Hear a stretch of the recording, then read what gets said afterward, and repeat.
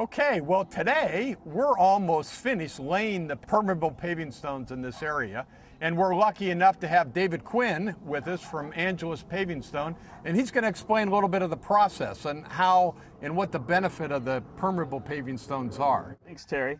Well, permeable paving stones, unlike conventional paving stones, allow water to pass down through the joints in between the units.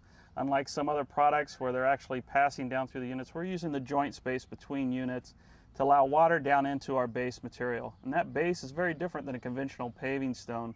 Instead of a crushed miscellaneous or a very dense, tightly packed base, we're talking about open graded gravels, which have void spaces in them. And it's those void spaces that are going to allow water to be stored temporarily until it either perks down into the subsoils or is captured into a piping system and then sent out into the stormwater system in a much cleaner, cooler, and delayed state than the rain event that normally would happen.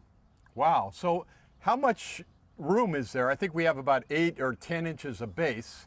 So is that going to accommodate 2-3 inches of rainwater? Yeah, roughly the calculation that we kind of use is that it's about a 25% void space for most gravels in Southern California. So if you have 1 cubic foot of gravel, you're going to have about 4 cubic inches of storage space in there. So. Okay, well that makes a lot of sense. Now I can see on the joints on this that they are extremely wide.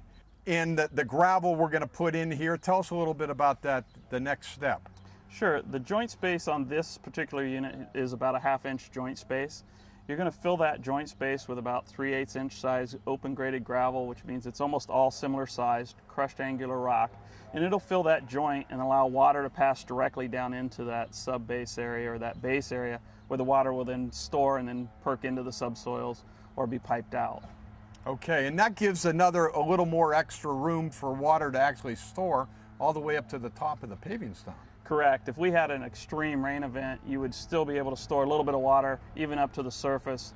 But even with that, that's one of the reasons that we recommend that the surface itself also have slope to it so that it can drain into areas such as beds of flowers or lawn areas, so that if we did have some sort of extreme rain event, it would be able to handle into that situation.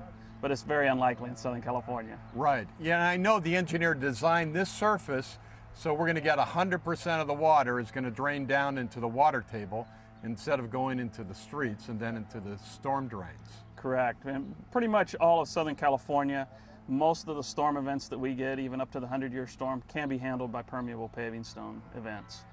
Well, I think it's a great product, and it certainly is a green product. Definitely green. It's going to last for a long, long time, too. Okay. Well, thanks a lot for coming by. Thanks, Terry. Okay.